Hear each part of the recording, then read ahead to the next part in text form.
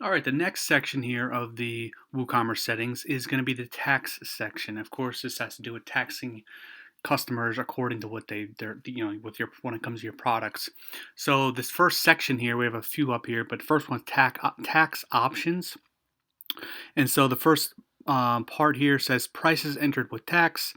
And it reads, this option is important as it will affect how you input prices. Changing it will not update existing products.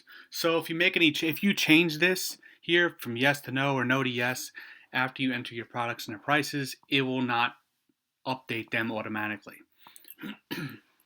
So um, I think no makes the most sense here because, well, first of all, the first one is yes, I will enter prices inclusive of tax. So that means that you're going to put the prices up there, um, including the tax, which if you're selling to multiple states, countries, or whatever, you may not want to do that.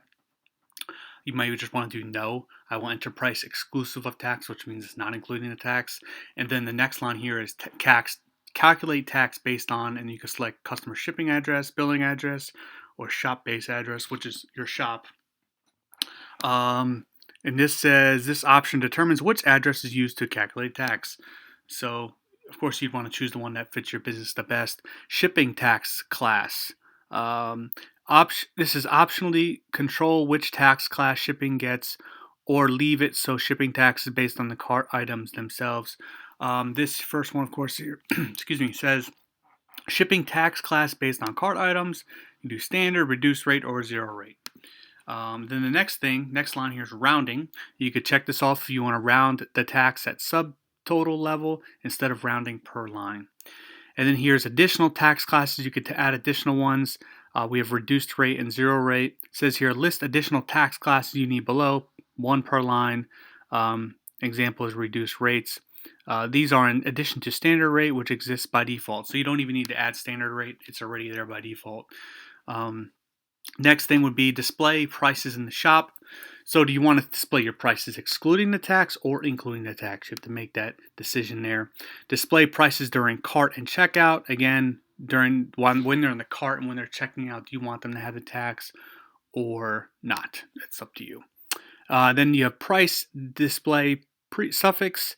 Says right now it's not applicable, but this question mark says define text to show after your product prices. This could be, for example, include VAT or VAT to explain your pricing. You can also have prices substituted here using one of the following, and then they give you some code to add in there.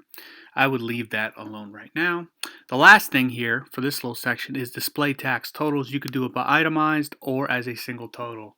So again, if you want people to see how each each item is taxed, or you could do a total tax for if they're ordering multiple items. Of course, when you're done, hit save changes. I'm not going to do that. I don't think I changed anything anyway.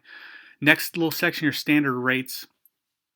And this has to do with adding standard rate tax rates for different countries, states, zip codes, etc. If you have a CSV file of this information, you can just import it here. It looks like you have to manually enter it.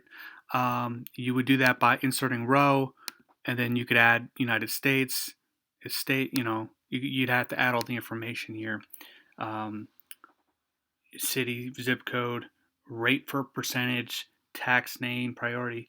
So if you're going to sell it to all 50 states and you need the United States, you need to find out the tax rates for your item, and then you have to manually enter them in here. A pain, but unless you could find a CSV file online that has it, there might be somebody who has it out there, and you could just download it and then import it. That would really be helpful. Another section here, reduced rate. I'm going to leave anyway. Reduced rates is another section here. Same kind of thing. Reduced rate tax rates, you'd have to enter them in manually as well. Same thing with the zero rate tax rates. Same thing. So enter those in manually. So that is the tax section of the settings for WooCommerce.